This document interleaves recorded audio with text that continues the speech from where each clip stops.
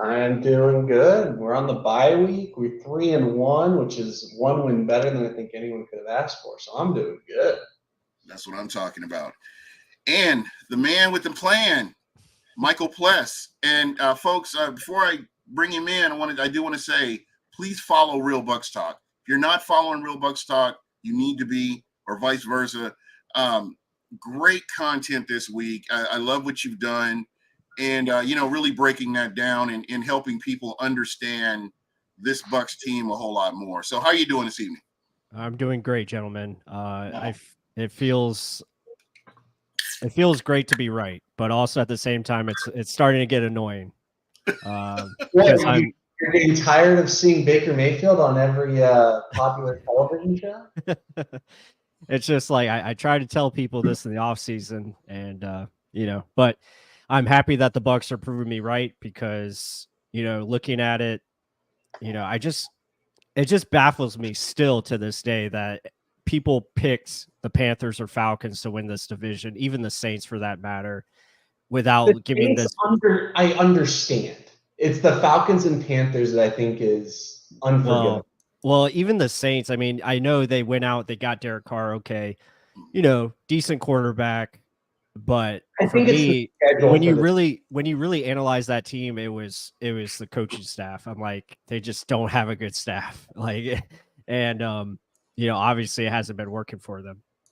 for me, it was just the schedule for the Saints. It just looks juicy on the surface, but again, the team has to perform week after week, which Yeah. Dennis Allen just doesn't seem like to be, the guy for the job. Yeah. And I, for one, I do want to get this out of the way, and it will be forever on the internet once I say this. I was questioning, you guys know this, I deserve all the heat and all the slander, but I was questioning Todd Bowles. I was questioning big time. I was questioning Baker Mayfield just based on his body of work. But when you take a step back and look at everything, just how this man is reading defenses and how he's handling pressure situations. And I think this may have been what was missing last season when you had a Tom Brady back there, and this is no slight to him. You've got somebody that can make plays with his legs, and there were several times that we saw where Baker just he got the ball and he moved the ball down the field. We're moving the chains and we're extending plays. That's something that I think that really plays into a Dave Canales offense. And I'm sure, plus you can speak to that a little bit more, but I'm super excited about, what we're seeing here. And, everybody's playing consistent and everybody's playing, within their roles, which was really exciting for me last week. Everybody was doing their job, even Logan Hall. Yeah, Logan Hall. he Well, he actually, also did actually get had a double, good game. I feel like, as much as he had in the previous 3 weeks, which allowed him to use some. I think Mark was it you or Mark that did a pretty good breakdown of him versus the Saints, Mhm. where I mean, a lot of his wins when he did win was against one-on-one. Like it was those double teams against the Eagles, double teams against the Bears that just didn't look good. But in one-on-ones, if he can win his one-on-one matchups, then that's good news, especially if Cansey comes back. I think he did really good when he was playing outside. As again, I think Mark pointed that out pretty well on your Mhm. guys' most recent video. So again, it allows Bowles to mix it up. Shaq Barrett was playing a little bit more inside. You never know what's going to happen with Todd Bowles, and I think he's done. To Gene's point about Todd Bowles, I think he's done a really good job, I think, of innovating what he does from a defensive standpoint. It's not, the Dan Quinn cover three. We're just going to live and die, and it's just based on personnel. It's just like, hey, I think he's adjusted with the times, and getting Dave Canales just allows him to really have some job security because I think he got the right guy. Yeah. Interestingly enough, when you look back at last season, we're in the bye week, so we have a lot of stuff to cover. But when you look at last season, you can really see where Todd Bowles reined a lot of stuff in, and he was a lot more conservative than he could have been. And I feel like, just based on what I've seen from preseason to now, he's got a little bit more. He's got more confidence in his offensive coordinator to go out there and call a good game, and he can focus more on the defense and special teams. So I'm really excited about that. Kind of moving forward.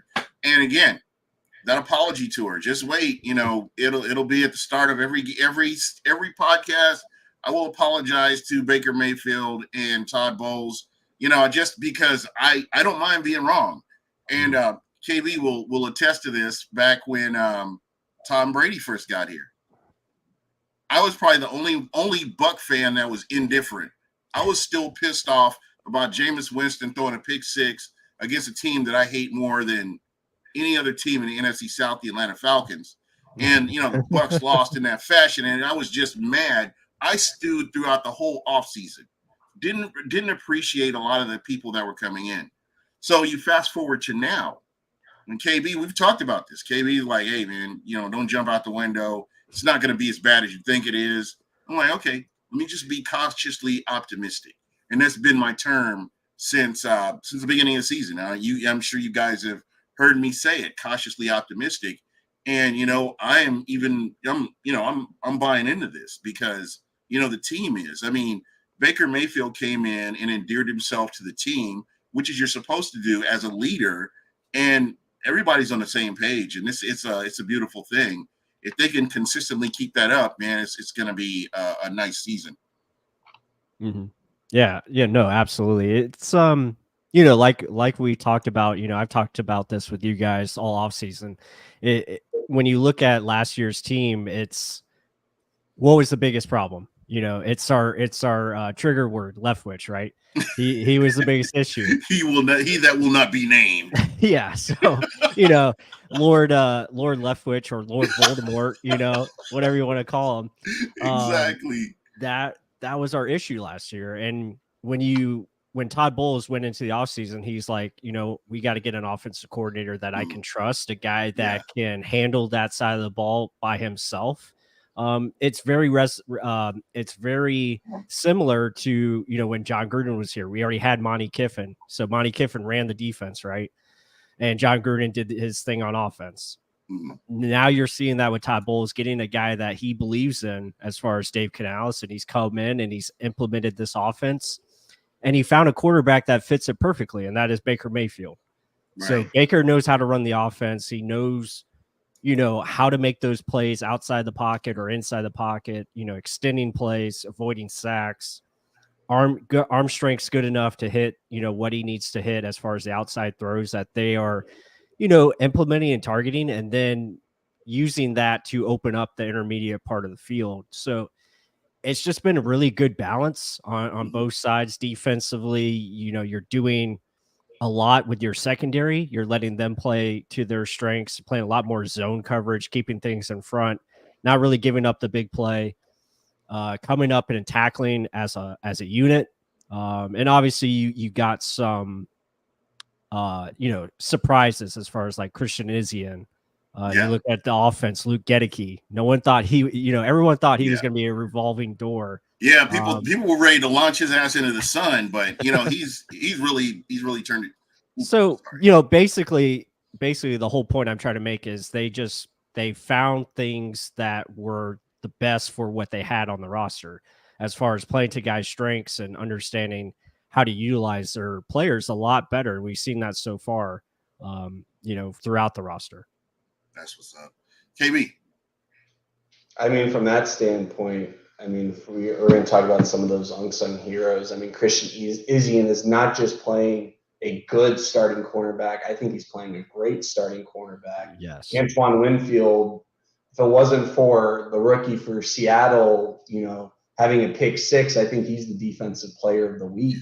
He single-handedly kept, 7 points off the board with Chris Olave on that deep shot, and then, saved, got the Bucs 7 points before the half with that peanut punch out at the goal line and got the ball back for the Bucs inside the 5. So, Antoine Winfield's playing the best of his career. Devin White what do we ask for Devin White is to play solid and consistent. Yeah. And I think for the first 4 weeks, he's done what he needs to do.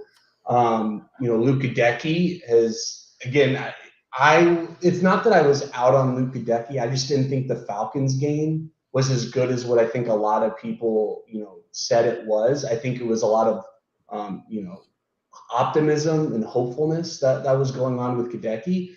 But with what happened in the preseason, I mean, shout out to Josh Capo and Plus, who, again, I when I watch games live, I mean, I make a reaction. Like those 2 sacks that he allowed in the Pittsburgh game, for instance, were neither his fault. Right. And he's proven that, he can handle, I mean, I don't think many, offensive tackles are going to handle, the best the NFL has to offer is the edge position. We have so many top tier elite edges. I don't expect him to go against TJ Watt and swallow him up the way that probably Wirfs would.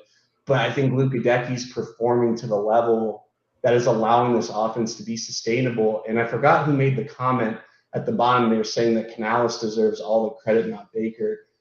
As one of Baker's biggest disbelievers coming into the offseason after the Bucs signed him, from my point of view, I would say Baker Mayfield outside of the hashes has been near perfect. Baker inside the pocket has been near perfect. The only place he's really struggling is throwing over the middle. And Canales has done a good job scheming him up. Sure. Again, what do we ask for Leftwich? To put players in the best position to succeed. Dave is doing that. That's great. That's everything. But Dave is also not perfect. There's so many ways Dave can get better. He's only called 4 games in the NFL in the regular season. But Baker is playing at a top 10 quarterback level, which if you couple that with the defense, I'm not saying this team's going to win the Super Bowl, but I'm saying that this team is not only equipped enough to win the NFC South, but they are able to at least project and look forward should the season continue the way that it's looking right now. I will say this. You can't overlook the Tampa Bay Buccaneers. Whoever has the Bucs on their schedule, you can't overlook them and look to the next week. This is a team that you have to game plan for. It's not going to be like you're going to walk out there and you're just going to beat them. It's not going to happen. But real quick, I do want to shout out everybody that's watching from Real Bucs Talk and everybody that's watching here. Jonas Steckler, Abraham, Brutalist Bucs, King Cook, what's going on? Mr. Everything Bucs, Jeremy Lowe, what's going on? Susan Hines, I know from X, formerly known as Twitter. What's going on? Watching from the Real Bucs Talk. LC Leprechaun, who's that's my guy right there. And if you ever need anything, man, for beer, I'll make it happen. Just keep that in mind. But thank you everybody. G Vegas, Raleigh Springer, Pellegrin. How do I pronounce this? Pelagic Computer. Okay, yeah, there we go. Yeah, that's what a 4-year education will get you. A whole lot of nothing. But I want to thank everybody. Super chat that you're shooting out there. I appreciate that. Guys, thank you so much for being in the chat and being entertaining.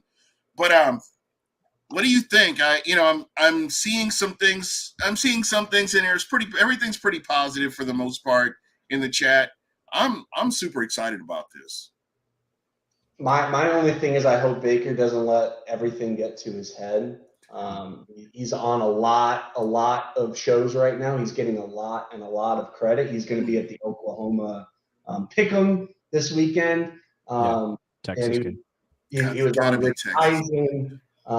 So I mean, like, I actually have confidence in Baker just being okay. My only thing is if he continues on, with his season, perhaps maybe he prices himself out of Tampa.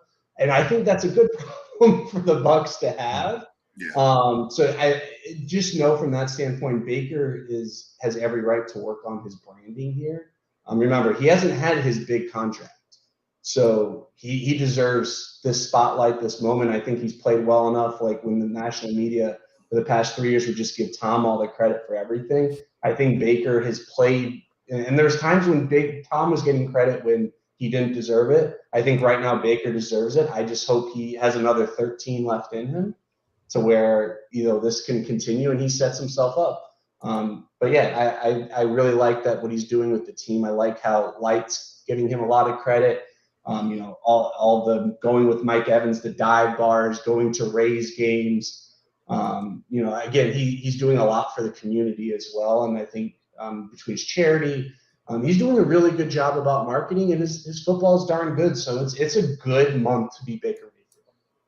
Yeah, absolutely. And again, he's making a believer out of me. There were times where I felt like, let's see what Baker does. Let's see how he does. I thought he handled himself very well in that Eagles game.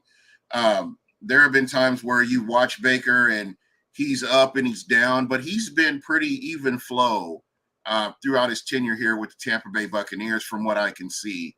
And again, I'm pleasantly surprised, and you really hope that he can continue on this trajectory.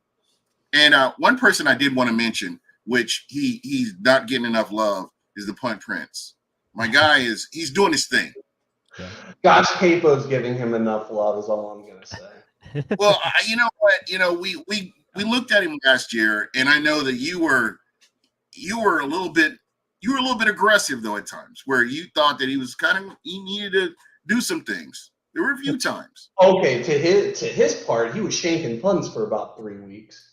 Ended the season strong, but in the middle of the season, he wasn't doing well. I'm going to call you out when Byron's making you punt 7 times a game. I'm sure he's got leg weary. He does 2 out of 3 good ones. There's nothing to complain about. Yeah. Yeah, it's hard. I mean, when you're punting the whole game, like Ken was saying, I mean, it's tough to be perfect on every single. When you're a rookie and you got 7 punts a game, and let's say you don't do well on 2 of them. Yeah, like that hurts your numbers. It looks bad. Like, okay, if you only punt 3 times, one of them is not perfect, and most of that's because Zion McCollum's not your gunner anymore because he's starting in the secondary. That's a different conversation. I think against the Saints, I didn't really enjoy his first punt. His other 2 were spectacular. In fact, he had good coverage that helped him on one of them that he boomed. Right. Yeah, I mean, he's Jake is on his way to a very good season, probably a Pro Bowl season if he continues. Right now he's leading the league in punt average, so he's doing a great job. But I wanted to touch back on Baker Mayfield, and again, he's another one that's making me look good, as far as his numbers. So I appreciate it. I spoke in the group chat when I said this. Everyone just laughed, didn't believe that I said it, but I was like, Baker's going to put up 26 touchdowns and only 8 interceptions. And people just they lost their into an E right now. Yeah. And I mean, like I said, when you put a guy where he's comfortable, and not only is he comfortable right now, but he's playing confident. And that's huge for any player. When they're comfortable in what they're doing and know where to go with the football.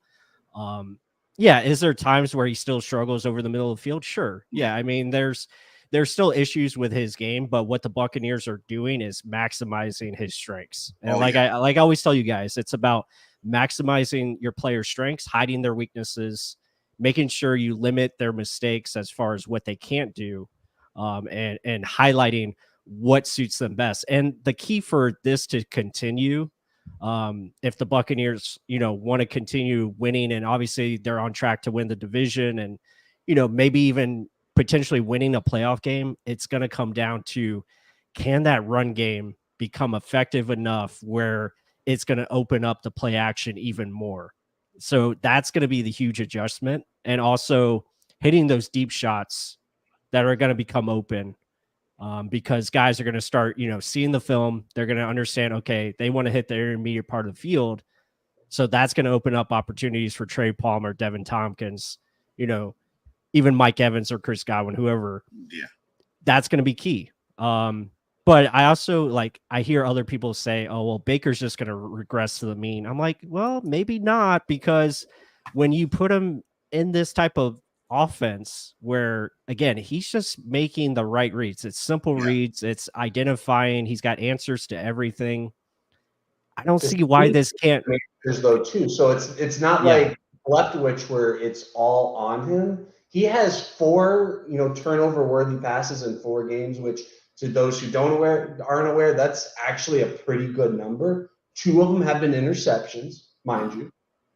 I think both of them are well deserved. The one against Yeah. the Saints was in triple coverage. He shouldn't have thrown it at the goal Right. line. And the other one was against the Eagles when it just started pouring rain right when the Eagles were getting that momentum before half. And I think he just made a bad read to Godwin. The other one, I forgot the fourth one, but the third one is the Chicago Bears. Probably could have been pick six worthy. But that's just how the season goes. He only has really 4 turnover-worthy throws. And from that standpoint, if you want to compare him to Jameis or Tom, oh God, don't steal my thunder. I do want to talk about that, but go ahead. But so Tom would just eat a pass into the dirt before even trying or attempting. Baker's been able to not only attempt some of those throws, but when they aren't there, using his legs, especially on key downs. So from that standpoint, he's really protecting the ball than I think a lot of people are giving him credit for. And it's because of the process that's instilled in the offense, getting the ball out by a certain time, having high-low reads where you're just reading one corner. That's going to give you the answer to the test. So the process is there. Baker is going to have tests against the Bills and the 49ers. Like, that's fine. But he's passed his tests so far. And 2 of them, I don't think the Eagles game was on him. I also think the Saints defense is one of the best defenses in the NFL. They're going to take away the run, and they're going to make you pass. Right. You lost Mike Evans, no problem. And that was who he leaned on those first 3 weeks. Yep. So that he has confidence. Devin Tompkins has confidence. Trey Palmer has confidence. Kate Otten has confidence. Mm-hmm. So from that standpoint, those 3 players especially are only going to get better as the season goes on. And I think I trust Canales to be able to use the passing game, to Plus's point, to help facilitate the run game. The Bucs have right now the second best overall pass blocking grades in the NFL. They have the second worst run blocking grades in the NFL. So what that tells me is use that pass to supplement your run game. Throw on first down. First pass against the Saints was what? Play action. That's what we were screaming for Leftwich to do for so long. He's learning. Canales is not going to be perfect, and he's going to go against some of these D coordinators that know what they're doing, and they're going to scheme up for him well, and he's going to have to adjust. This is allowing the Bucs to, again, I think the whole goal for Bucs fans is to be able to say, hey, next year doesn't look as doom and gloom as what people may think. The process is good now. Let's see how they progress after the bye week when hopefully they're healthy. And in the middle of the season, probably when injuries occur, does that success sustain? Because the last thing we want is, I think, again, we're seeing it right now with the Giants. Everyone thought last year the Giants took that step. No, a lot of it was false luck. And then you see it carry over to this year, and it's like, whoa, the process was bad. The players, they won 1-score games. Yeah. Like the Minnesota Vikings, another good one. What were they like? 12-0 in 1-score games. You come to this season, they're like 0-3. Yeah. That's because, again, their process was wrong, and also those teams made drastic turnover in their rosters as well. The Bucs don't have that model. If the Bucs lose to Dave Canales to a head coaching job, that's a good thing. But I think what's also showing in the NFL is you have a lot of really good coaches coming from certain trees. Right. Yeah. And I would have to say that tree in Seattle, I mean, you've got you've got a really and Sean McVay. I mean, granted, Zach Taylor's going through it right now, but literally everyone who's been a part of those trees has been doing well. They're doing better than the Andy Reid coaching trees. Right. They're doing better than the Dungy coaching tree. Arians, your coaching tree. Like, there's all of these trees that are going on in the NFL, and the McVay Shanahan tree seems to be the most successful. And Shane Waldron, who got Dave Canales into this scheme and allowed him to obviously help with Geno and now transition over to Baker and the Bucs. That's from the Shanahan McVay tree. Yeah. So you have the next coach probably lined up somewhere in one of those organizations. Yeah, it's a win-win. And one thing I kind of want to go back to is the simplicity of the offense. And plus, you've mentioned this ad nauseum, how this offense is so user-friendly. You had in preseason, you had undrafted free agents and you had rookies that were going out here playing in this offense. And if you're a longtime Bucs fan, how many times have you, and I've talked about this last week and the week before, how many times have you heard people tapping on their helmets? They don't know what the play is. They don't know what's going on.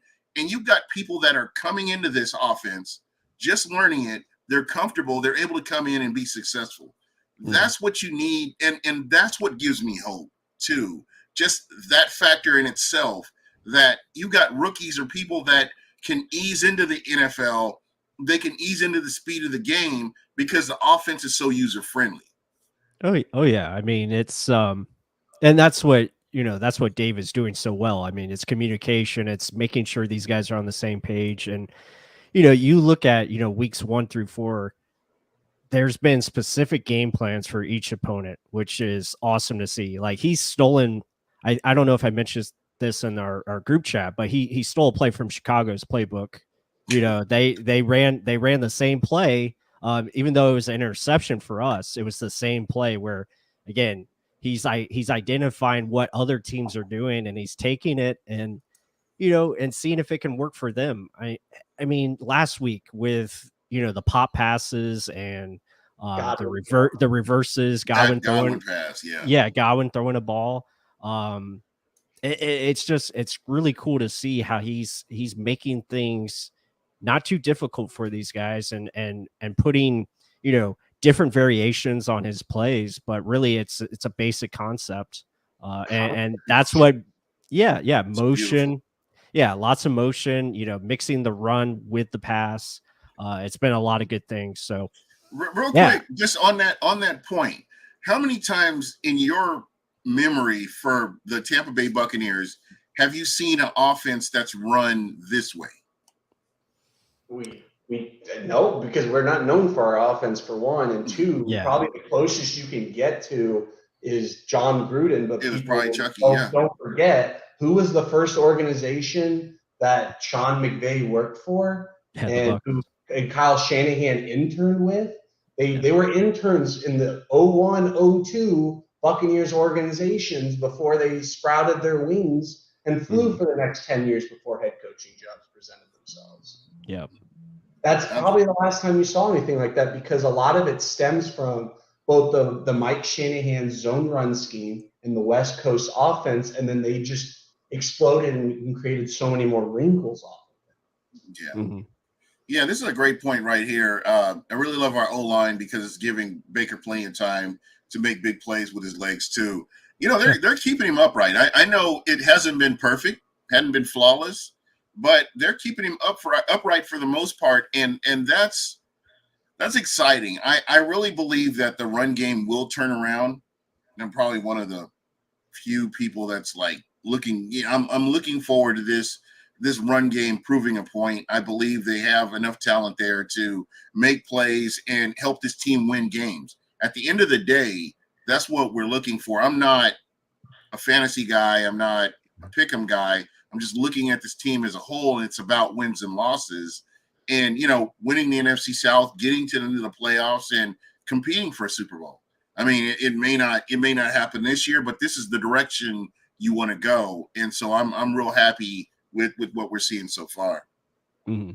I mean, also he's protecting himself too. So, I mean, the only time he's really taken hits has been on a key third down run, but that's happening once a game. And then there was the whole high-low hit that happened with the Saints. I mean, that's literally the only big hit he's taken through 4 games. Even Brady was getting hit harder than that, 4 weeks into last season. So Hainsey hasn't been perfect. Mox had his ups and downs, but again, he's made his, steady progressions there. I mean, Filer's done okay. So again, the Bucs O-line has got worse, literally being the best left tackle in the NFL right now. I'll eat my, words there. I was worried about that. Not that I didn't think he would be good. I didn't think he'd be the best left tackle in the NFL, in his first 4 weeks when you got Trent Williams still playing to his extremely high level. He's challenging for a first-team All-Pro at left tackle. That's insane. And everyone else has been solid other than Hainsey, in my opinion. They in the NFL, PFF is very big on, you want to have your offensive line literally just be, even keel. You don't want you spend all these resources into the offensive line. You also don't want to have the worst offensive line see Caleb Benenoch, 10 years ago. Like, you don't want that on your offensive line. You want 5 guys to be steady Eddies. That hurts. And yes, Wirfs is going to get that Brinks truck, but other than Hainsey, I think the process again has been right. If any of those guys go down, I mean, it can't really get much worse than what Hainsey's probably doing right now. And Gadecki's been pretty solid at right tackle. So, I mean, like, the inside offensive line depth's there. I'm pretty excited to see this group grow and gel together. I don't think a guy like Filer is probably back next year, but we do have inside offensive line depth there too. And again, Godwin's more involved in the offense now. Rashad White, I think, took a lot of positive steps after the first 3 weeks. I don't think you're going to worry about Keyshawn Vaughn or Sean Tucker taking any reps from him. And let's just say if what's his face from Atlanta, what's the running back's name? First round running back. Bijan. If Bijan Robinson did what Rashad White did to the 2 defensive backs for the Saints at the goal line, it would be number 1. Yes, for ESPN Sports Center top 10 play of the week. But because it's Rashad White, it's not getting called out. He took two players' ankles. Let's just call it what it is. Rashad White took a very nice step forward. I think there's a lot of, again, positives, and nothing's perfect, and there's still 3-1. As the great Pewter Report on their last podcast got a text from Mike Greenberg, and Greenberg was literally like, hey, we were eating $70 million in Tom Brady's cap, and we still 3-0 or 3-1. Yeah. Like, what more can you ask for? The Saints never, paid their credit card. We're paying our credit card. They're still kicking the can down the road. And 3-1. Yeah. What more can you ask for? I'm happy, and I know I'm probably in the minority, but I'm happy with Rashad White. Just a pass-catching running back. And how many times has he dropped the ball this year? I mean, when you're putting the ball in his hands, it's not like Ronald Jones or Charles Sims or even the hamster when he was here. I'm really happy with the way he's playing the game, and I feel like he'll just continue to get better. It's just my opinion on it. Mm-hmm. Well, but anyway, so we move forward. So for the we're in the bye week right now, and I did want to kind of talk about some players that are injured that could potentially come back. I do want to start with my man, pay that man, Mike Evans. Mm-hmm. And kind of go down the list. Kalijah Kancey's another intriguing piece to this defense. And I was on, me, I stay on X, the artist formerly known as Twitter. And, I check out what people are saying. And somebody was actually upset that Kalijah Kancey hasn't been playing.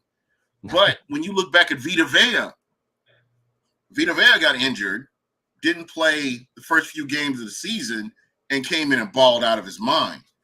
So I think and again, from what I saw from Kalijah Kancey, sample size, and then you look at what his film was in college, I'm excited for this guy right here. He's like my focus when he's on the field. I want to see what this guy is doing because I feel like he can definitely be a contributor for the Tampa Bay Buccaneers.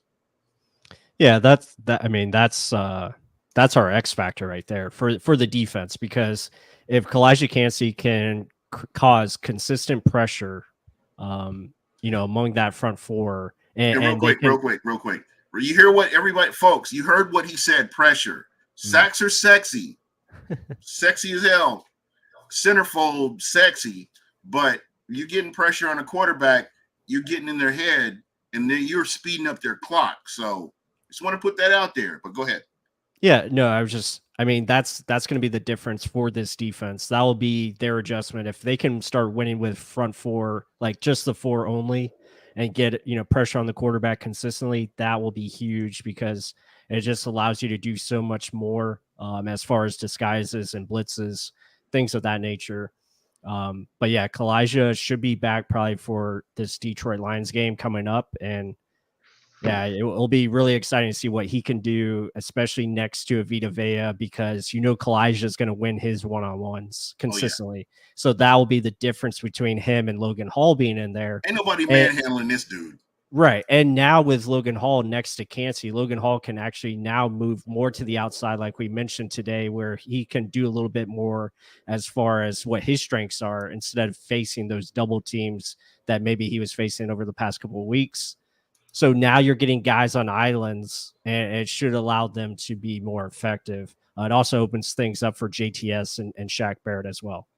And for most, like, for instance, we hear all the time on offenses that people say, oh, like, we have some really good receivers, but if we get that number one guy, it makes everyone else better, because instead of having to lean on, Traylon Burks in Tennessee, if we get DeAndre Hopkins, it makes Traylon Burks a really good number two, vice versa. This is what the Panthers are currently going through right now, is they want to get a top receiver, because it's like, hey, it's going to make Adam Thielen better. It's going to make Terrace Marshall better. Well, what Kalijah Cansey's going to do is he's going to make Vita Vea better. He's going to make Logan Hall better. He's going to make Shaq Barrett better. He's going to make JTS better just by being there. That's literally what his type of skill set does. And it's what the Bucs are pretty much missing on that interior, is that guy who can win fast. And he won fast in his limited snaps at the Vikings. So the potential's there. He's done it. If he's not ready, don't rush it. Look what the Bengals are experiencing with Joe Burrow right now. It's really the same exact injury. But you're 3-1 right now. If he's not ready, he's not ready. But I think he will be, to Bless's point. And I think, again, Amon-Ra St. Brown's looking like he's not practicing right now for the Lions. So who knows? We're coming off the bye. They might be a little banged up. This game got moved into not prime time, but the 4 o'clock prime time. So, I mean, again, this is a good stage for the Bucs. If they beat the Lions, remember the Lions beat the Chiefs. I don't think you're going to see the Bucs on number one on anyone's power rankings, but I'm just going to make a joke. Dude, what are these power rankings NBC, for? No, really quick. NBC Don't pay attention has notorious Buck haters. Chris Sims, former quarterback for us. Mike Florio hates us. We're talking about not Pete Prisco. What's the other old guy's name that predicted us to only have 2 wins? Peter King. Peter King. All 3 of those people, I was going to say a curse word, but I'm going to be nice to Plus and just straight. Yep, we are the kinder, gentler Buck. What you heard here, it's fine. But those 3 guys for the F-bomb, are contributors to the NBC top ranker there, the power rankings. They have us in the top 10. They notoriously hate us. They all predicted us to have under 4 or 5 wins. Yeah, that just tells you all you need to know. Yeah, I went on a Giants podcast, and they had the Bucs last in the NFC South before we even kicked off, and I was like, "Come on, guys, seriously!" But again, they have them as first of the NFC. Say what? Do they have themselves as first? Yep, pretty much. Danny Dimes, and I had to point this out. Danny Dimes got the nickname because he played the Buccaneers. The only reason he's got not that only the Buccaneers, wasn't it? No, he put up I was going to say, was it Mike Smith? That was Mitch Trubisky. Never mind. Yeah, that was Danny Dimes originated because he played the Buccaneers. Well, the only reason he's got that nickname. Field goal. If Matt Gay hits that field goal, then Danny Dimes doesn't exist. No, it doesn't. It's not a thing. So, guys, and going back real quick, I've got so many ideas in my head, so many things on my head, but I do want to talk about Dave Canales. How did you feel about how he adjusted from the Eagles game to the New Orleans Saints game? Never having experienced the recent rivalry between the Saints and the Bucs, and there's like an underlying hatred between these 2 teams. How do you feel like Canales did, adjusting his offense, understanding? I mean, that's one of the things that I'm really excited about too, that I haven't gotten to mention, is how Canales has adjusted from week to week to week, and he's just continually getting better, and he's leaning on his staff, his assistants, to help him to get better. How do you guys how do you see that? I'm usually long-winded, so I'll keep this short. Granted, Mike Evans got hurt, but when was the last time you saw Mike Evans consistently beat Marshawn Lattimore like a drum. like he did? Granted, he drew that, pass interference penalty. He also had like 50 something yards on like 4 catches. Usually when, he beats Lattimore, it's 2-yard touchdown catches or it's a 70-yard bomb. Yeah. He doesn't go 4 or 5 catches for 50 yards and a half. Yeah. So that to me tells you Canales knew how to scheme him open, was able to give Marshawn Lattimore, who's had a pretty good season, some fits. That alone just for me will just tell you it was probably the best running game the Bucs had as well. So I don't know what more you could have asked for Canales, especially coming off the Eagles game on a short week, going on the road with only 5 days preparation. And guys, if you're watching the show, trust me when I say this, Dave Canales, the one thing that I'm excited about and I hope for the rest of the season, he'll continue to get better. He's going to look at the flaws that he has in his game. He's going to look at the mistakes he's made, and he's going to make adjustments. That's the magic word that we really haven't heard a lot as Bucs fans over the last few seasons. And prior to Arians getting here, we hadn't heard it for a long time. See, caught myself. You see that? I caught myself. but seriously, all joking aside, I'm all in with Canales. I'm all in with Baker. And at this point, I'm emotionally invested with my man Todd Bowles. The apology tour will start. I mean, these guys have really shown that in games they weren't supposed to win. The Bucs were only supposed to win 1 game before the bye week, and this is according to all your experts and prognosticators and everybody else. The Bucs were only supposed to win 1 game, and maybe they could have lost to Chicago and gone 0-4 going into the bye. So nobody really outside of Bucs land really had the Bucs doing what they're doing right now. And I know there are people out there that, hey, you're patting yourself on your back. You deserve it. For me, cautiously optimistic, being careful here. I'm happy with what we're seeing, and I'm excited for what the future holds. Well, what's encouraging is other than Kirk Cousins for 3 quarters, not my Cousins, in the very first game of the season with the Bucs on the road, all 3 other quarterbacks and Kirk Cousins in the 4th quarter have struggled against this defense. Jalen Hurts had arguably his worst game of the season against the Bucs with backup corners, and Justin Fields was literally just living off of screens and dunks. That's literally what allowed him to get yards, essentially. And then, Derek Carr was literally trying to play the Drew Brees 2020 noodle arm, unable to do anything. That was the same exact game plan that defeated the Bucs in 2020 twice. And we already saw that ain't going to work anymore. And that's, again, dealing with a bunch of injuries.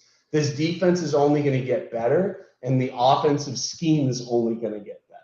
There's so much to be excited for. I wouldn't say, again, don't punch your Super Bowl tickets. Don't, say this team is going to for sure even make the playoffs or win a playoff game or 2. I think, again, just like what I said in the Brady year, I think you really just need to enjoy and appreciate this process. 100%, man. This is going to be a fun team to watch on defense and offense. And keep in mind, you got your next 4. So that's why this year was vital. That's why Mike Evans didn't get his extension. That's why you only signed Baker Mayfield the 1 year, because you just don't know. But we're seeing all of the stars are lining up for the right process and what the future could look like from these first 4 games. And I think that's amazing to see. This is exciting. It really is, man. I'm actually looking forward to the Detroit game. Yeah, I mean, like Ken said, I mean, the process is finally right on both sides of the ball. You have, the coaching staff is making it easier for these guys to execute at a higher level. Defensively, they're doing a lot of good things that they've done in the past. Again, this is a defensive unit that has been together for a while now. Outside of Ryan Neal, that's really the only new person out there. And they're making things happen. You finally, I think the biggest the biggest question mark they had defensively was nickelback, and it seems like they've solidified that answer and then some. Like because Christian is what Izzy. And cheaply. Yeah, and cheaply. I mean, undrafted free agent, and Izzy has just given them much more versatility in that back end. And then up front, Vita Vea is having a dominant year. He's playing at a Pro Bowl level. So what's happening is your best guys are playing like they're supposed to. I mean, Antoine Winfield back at free safety, he's having a heck of a year already. He's making a big difference. Now we just got to get a little bit more consistency from, Shaq Barrett and JTS, which I think will come as the season goes on. And like I said, Kalijah Cansey being that X factor, especially as a pass rush guy that just has great technique, can get after the quarterback. But really going into this season, and we spoke it ad nauseum on Real Bucs Talk, it was the offense. That was the biggest thing that needed to produce. And it's starting to get there. You want to see the points per game get up. You want to see that get to maybe 24 points if possible. That'd be awesome to get it up, that high, because I think defensively, this defense is going to allow many teams to go over the 20-point mark. They're that good. They're that solid fundamentally.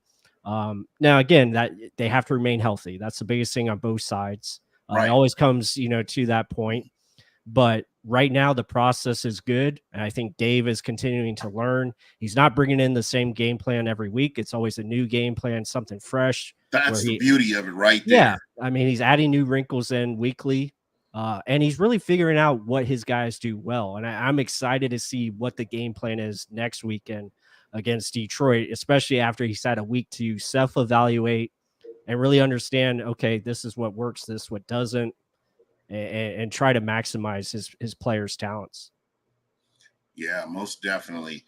I'm looking for you guys, again, there's so many times that I've been wrong in the offseason. You've been so indifferent about all this. I'm actually looking forward to this game coming up in Detroit. I mean, former division rival. Hey, people get to break out the creamsicle. I'm still a little shell shot from my years of going to Houlihan or the Big Sombrero, whatever you want to call it, and going to games and going to seeing these division rivals that just fill the stadium. It didn't matter what NFC North team it was, whether it's Green Bay, Minnesota, Chicago. or Detroit. They're always filling up Houlihan Stadium. It just because it's a vacation, because the weather's nicer than the crappy weather they got to deal with. And oh my goodness, having to walk back to Tampa Bay Center after a loss, man, was just like, it's traumatic. You guys do not understand. So everybody's like nostalgic about the creamsicle, and I'll get off my soapbox here in a second. But from what I've seen from this defense, from what I've seen from the offense, special teams, I'm excited. I'm really excited for this game. I will be rocking some creamsicle myself. I didn't say that I didn't think I would, but here I am. Buck, what you heard, we'll be rocking creamsicle for that game. Yeah, it's going to be a lot of fun. It'll be great. I was at let's see, last time I was at a creamsicle game, I think that was Josh Freeman. What was it? 2010? It was 2010 when 2009 I think was the last creamsicle game I attended in person. And that was Josh Freeman's first start against the Green Bay Packers. And he actually won that game, which was I remember that game. Sammy Stroughter, I believe, with the game-winning touchdown. So yeah, a lot of fun with the creamsicle jerseys, and it'll be great to see all the guys participate in this one and have just bringing back that nostalgia. It should be a lot of fun. The stadium's going to probably be decked out. So will the Lions wear white if we're in creamsicle? I forget if the Lions are going to wear their throwbacks as well, but I'm sure they'll have some type of. That'll be fun though. I didn't know they had throwbacks that they were unveiling, but that makes sense. I don't know if they are. They do it on the home when they do the special jerseys, so that's why. So do you guys have creamsicle or no? I have creamsicle like shirts, like I have creamsicle Buccaneer shirts. I've got a couple of those. I've got a Doug Williams jersey and a Warren Sapp jersey that I probably I'm not busting out the warm sap creamsicle until the Bucs go to the Super Bowl. Yeah. So, I'll make you all a deal. If we win 9 games this year, I'll buy a creamsicle of Shaq Barrett. All yeah, right. get a Barrett. That's Well, perfect. because Right? well, my thing is with the creamsicle, they're just so associated with losing, and that's I know. again they're wearing them against the Lions. And burning your butt on the metal bleachers at I was too young for the that. big sombrero. Yeah. Well, I mean, it's still part of the Buccaneers history. Yeah, it is. So, It is. I know, but it was not my history, though.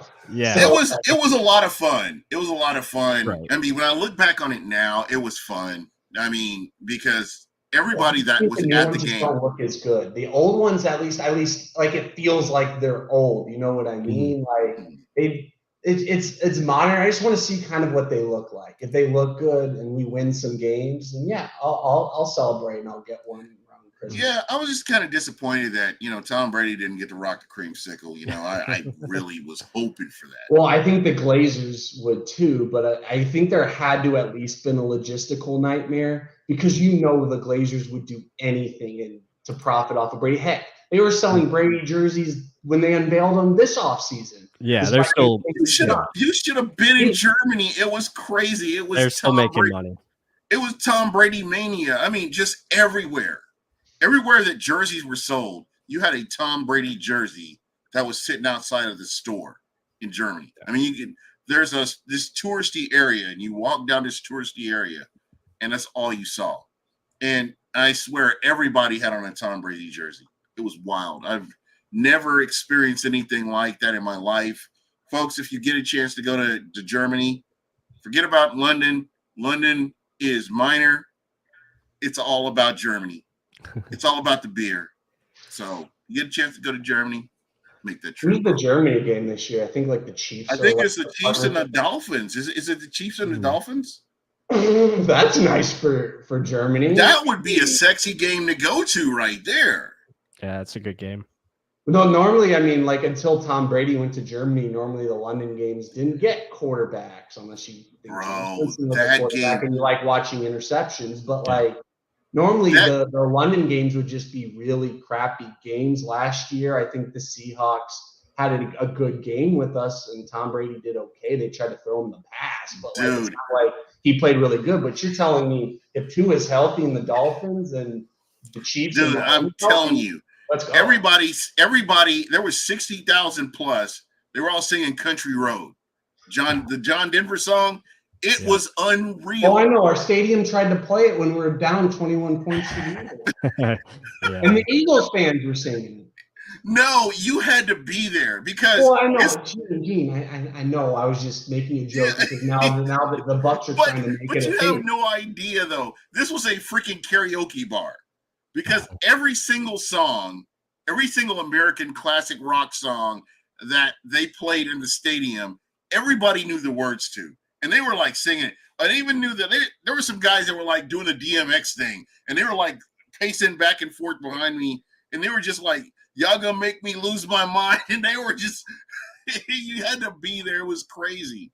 So, again, you're making me imagine a German white boy just going off the DMX. Oh, you had to. That's a fun sight.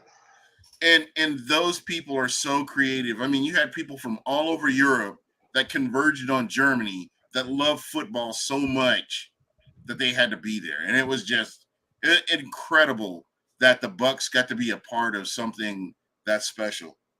Yeah. Yeah, I mean, and like you guys said, it's Chiefs and Dolphins, and then also Patriots and Colts this year. So, one good game, one so-so game. One stinker, yeah.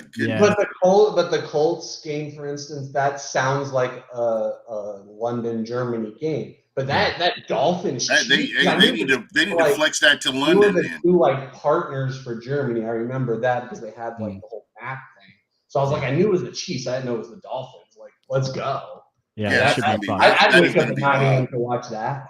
Yeah, that should be the highlight. I think there's another one mixed in for London. I think it's Baltimore and someone else. But this week you have Jacksonville and Buffalo, which could be a good game. If Jacksonville wants to play like they did second half of last year, I mean, there you go. Von Miller making his trip. There's the word that he might be coming back. If you happen to own the Bills defense in fantasy, especially in your main league against Pless and pals. And real quick, somebody mentioned Yaya Diaby, and I do want to say that Michael Pless and Real Bucs Talk have done a great job with that breakdown. Get a chance to watch that. It just gives you hope for the future, and it really makes you appreciate the general manager we have. And from now on, if somebody wants to fire Jason Light, you got to come up with a good name for somebody to replace him. I don't want to hear, oh, Jason Light sucks because he drafted a kicker. I don't want to hear that anymore. Other than Howie Roseman, I don't know. Brandon Beane, is I think on the same level as Light, but Light has a Super Bowl under his belt. Exactly. But if you look at Super Bowl lore, and you look at Rich McKay and what Rich McKay did, Rich McKay started with Sam Wyche, Tony Dungy, and he ended with John Gruden. And then from there he went to Atlanta. And you look at Jason Light. Jason Light started out with Lovey Dovey. Well, actually, Lovey Dovey started out with him. Lovey chose him. Yeah, Lovey chose him. Lovey had personnel decisions. Right. So it went from Dirk Cutter. Lovey's best move. This is the only other than drafting Mike Evans, that's probably it. Yeah, spot on. And I look at what Jason Light has done, and I have to start Jason Light out with Dirk Cutter, and then Bruce Arians, and now you've got Todd Bowles, and I'm really happy with the moves that he's made. And you can't tell me of a general manager in the NFL that hadn't made a suspect pick that you're like, the hell is this guy thinking about? But if you look at the juice versus the squeeze, I tell you what, I wouldn't want it any other way. I would want Jason Light as a general manager. Having dealt with that jackass from Mark Dominic or Bruce Allen, those two combined, that's enough horrible for me for a lifetime. And that's why I say, I'm happy with Jason Light, happy with what he's done. I mean, Mark Dominic Mark Dominic gave you Levante David. Let's at least give him something. A broke clock is broke twice a day. What is it? Yeah. Broke clock works twice a day or something like that. Joe McCoy. Joe McCoy and Levante David. Okay. Yeah. No, I think Jason, the biggest thing with Jason is he's done a great job of just building a culture there, but also, understanding from his mistakes, learning from his mistakes, learning how to adjust, and also build a staff, that has become really strong, especially 100%. With the salary cap, especially with scouting and just finding new ways to, do different things. I think. Yeah, it was just so unexpected. That's Chauncey's little ass came up with the whole scheme ass thing. I think he's out, so we don't have to worry about him. In his mouth. But yeah, Jason, I'm really happy Jason's gotten the time that he has, and I think the Glazers have put a lot of trust in him. And that's saying a lot because usually GMs don't survive, the coaching changes that have taken place.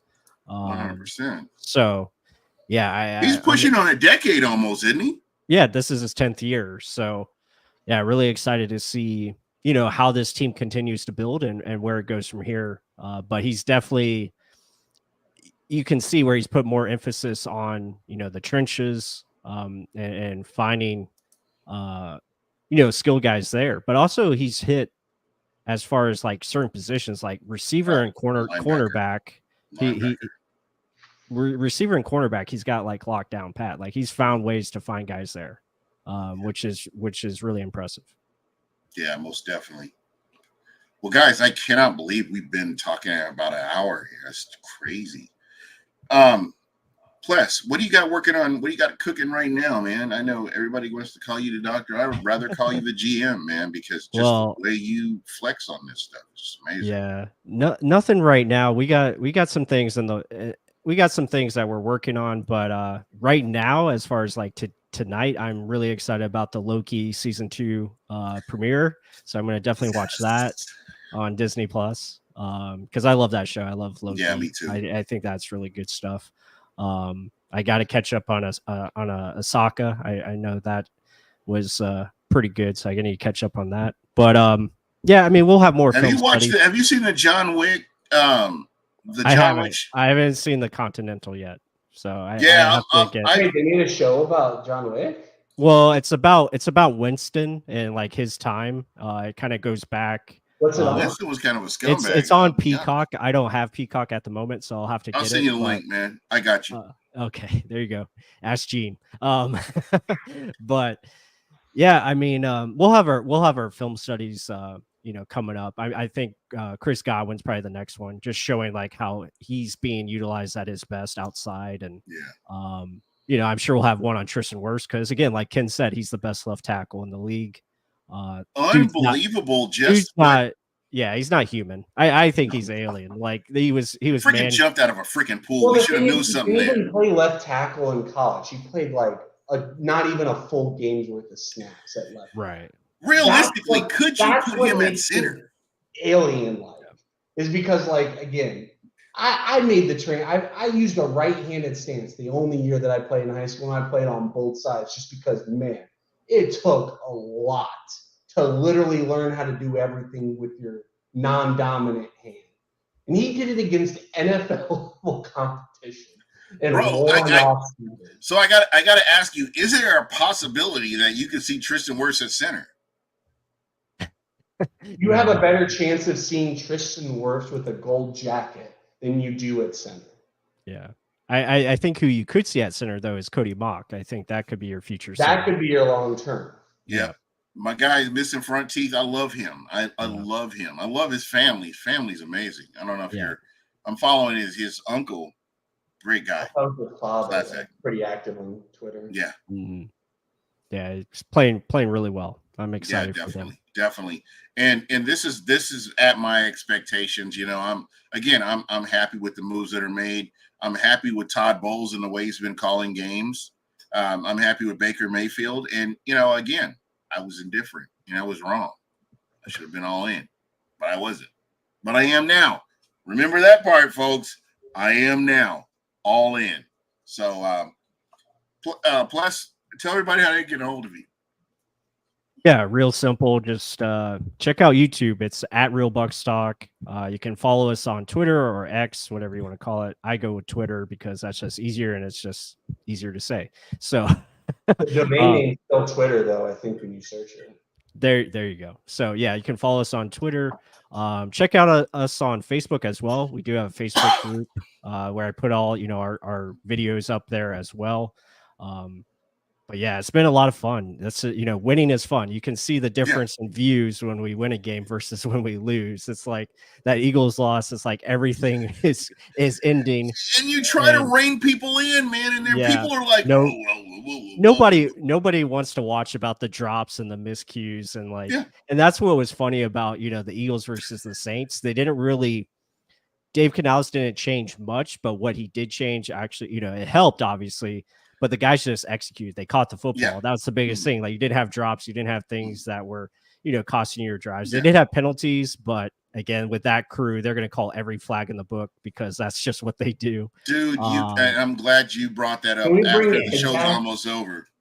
Yeah. But anyway, appreciate all the support you guys give, and be sure to hit that like button for Buck What You Heard. Subscribe if you haven't. I'm trying to get this guy to 1,000 subscribers. It's well overdue. Let's make it happen. So if you're watching on Real Bucs Talk, please go to Buck What You Heard on YouTube. Hit that subscribe button. You're gonna love all the content that he brings. And again, you get to see more of me. Get to see more of Ken. It's awesome. Yeah, but you don't have to see Mark, and that's the good thing. There you go. Yeah, Mark stays away. Mark stays away. Yeah. But anyway, folks, thank you so much. KB, how can people get a hold of you? Or do you want people to get a hold of you? Let's just say my next podcast, maybe, up here, you'll see Taylor Swift up in the booth. And we can get more Don't do this to me, man. So now he's going to have Taylor Swift at his, and now we're going to be over inundated with Swifties now. Well, all I'm going to say is, dating a celebrity never works out, especially for athletes. Look at what the Kardashians have done to the NBA, and look at what Taylor Swift's done to Travis Kelce in pretty much his Andy Reid tenure at Kansas City. Ever since like his rookie year, it hasn't been this bad. That's all. You know what? I used to think she was the mean girl in the High School movie, but I actually like Taylor Swift. True story. Are you sure it's not a love story? No, not my type. So is it just a blank space in your heart, Gene? No, or should you have said no? Somebody like that. You should have said no. I need somebody more gangster. Well, I'm sure she's going to make a transition to rap before she officially retires. But yeah, no, you guys know you can find me. If you follow Gene, you know enough about what my Twitter handle is. But just enjoy this. Watch some Red Zone this weekend. Watch the Saints versus the Patriots. The Patriots can help make this division look very juicy. Yeah, God, they can't score though. Sassy and sexy. But if there's both teams can't score. Yeah, but okay. Well, the Patriots just traded for an elite corner for at least their scheme. Yeah. They lost one and they gained one. So if Derek Carr wants to turn the ball over or just only throw 5-yard passes, maybe not Mac Jones. I forgot the other kid's name. Maybe he can provide a Bailey Zappi. Maybe he can provide a little bit of a spark. We're about to see. We're about to see how this all plays out. Is he starting? He might be. I mean, if there's a time to do it, it's right now. And then Ritter is probably at least on his last straw. We all know what the Taylor Heineke story is. I can't. Yeah, bro. Seriously, I can't stand Mac Jones. So I'm like, just get him out of there. I think this is Mac Jones' last year as a starter, at least for the foreseeable future. When you see the amount of quarterbacks going to be drafted, again, I think the Falcons are going to be a team looking at a quarterback in this upcoming draft. Kirk Cousins probably got to hit on it. There you go. That he would be perfect for Atlanta. Kirk, not Mike Cousins, coming to Atlanta. Actually, I think if there's a team to actually trade for him, it's not the Jets, it's the Falcons. But that's a story for a different day. Yeah. I don't think Minnesota can do it. But from that standpoint, you guys know where to find me. Enjoy some Thursday Night Football. I know Pless is going to watch Loki. I'm going to watch a reality TV show that's called The Chicago Bears and check to see if Matt Eberflus is fired by midnight. I'm actually going to watch Equalizer 3 again because it was just that good. Wait, is that the new one with Denzel? Yeah, that's the new one with Denzel. Dude, I gotta watch all of those. Do yourself a favor.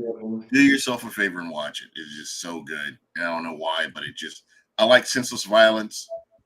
John Wick, The Equalizer, and I will say John Wick's senseless violence. I think that's literally an art form, is what I would call John Wick. Because I wasn't a huge fan of I thought the first John Wick was cool, but I was like, oh, they're really gonna build a universe out of this.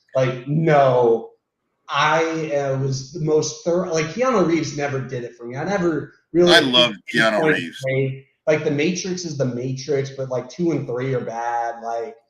Keanu Reeves, I love Keanu Reeves. How can you not like Keanu Reeves? I just don't think he's the greatest actor of our generation. When you talk about John Wick, this guy is just laid bodies out there for you.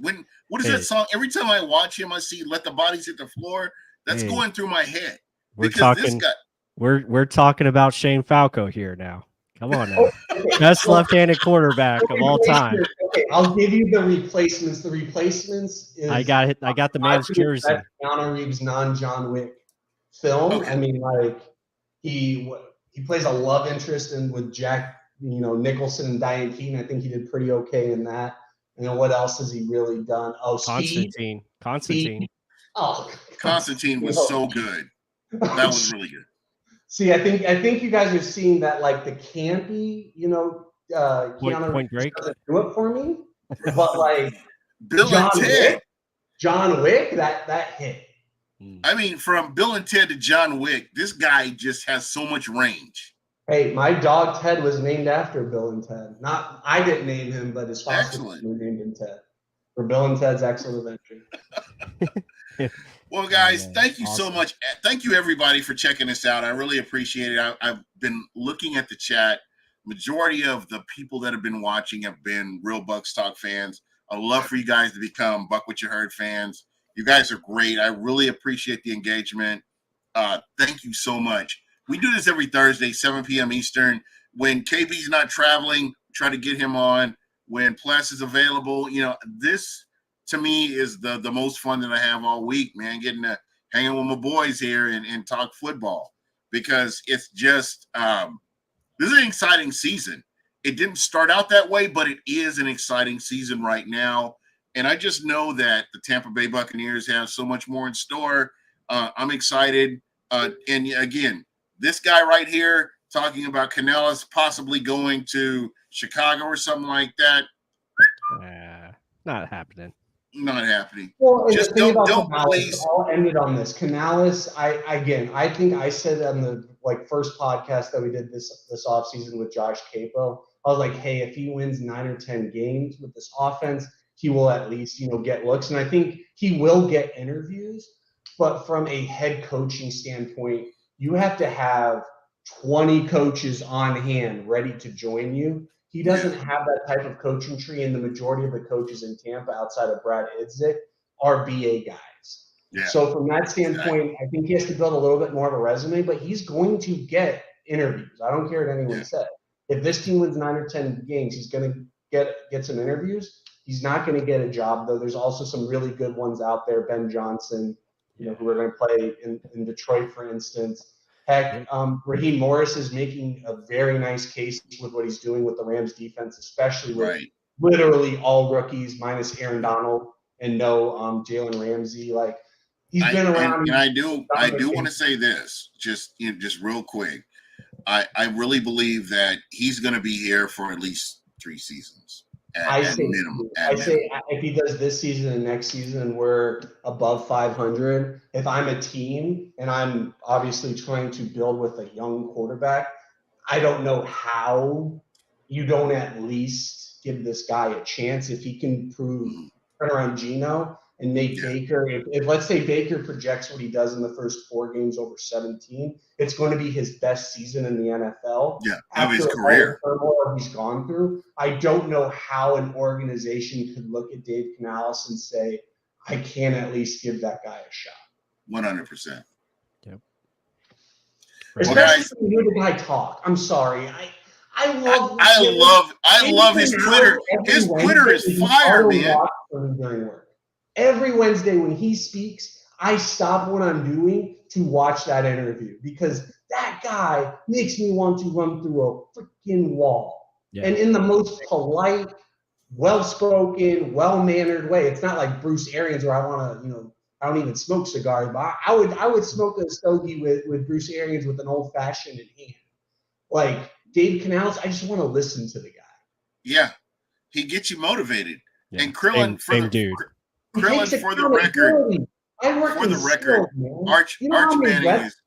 Arch Manning is trash. Just FYI, just putting that out there. Ewers is probably going to be a late first, early second round pick.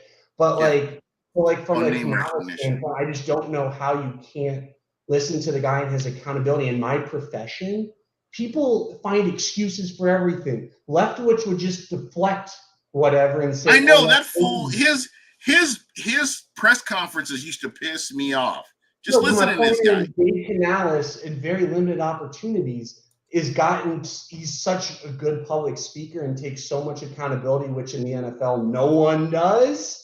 It's such a breath of fresh air. Mine is what's his face, Dan Campbell being all knee bitery. True story. People can get with that, but who's really other than Mike Tomlin is someone just super calm, but people are able to really believe in the guy. Yeah. All right, guys. Everybody have a great weekend. I'm going to probably go to the ASU Colorado game so I can see Coach Prime. Never seen him in person. Should be fun. And as far as Arch Manning, and so I hope everybody has a great weekend. Don't be stupid. Don't drink and drive. And enjoy yourself. Stay safe, everybody, and have a good week. And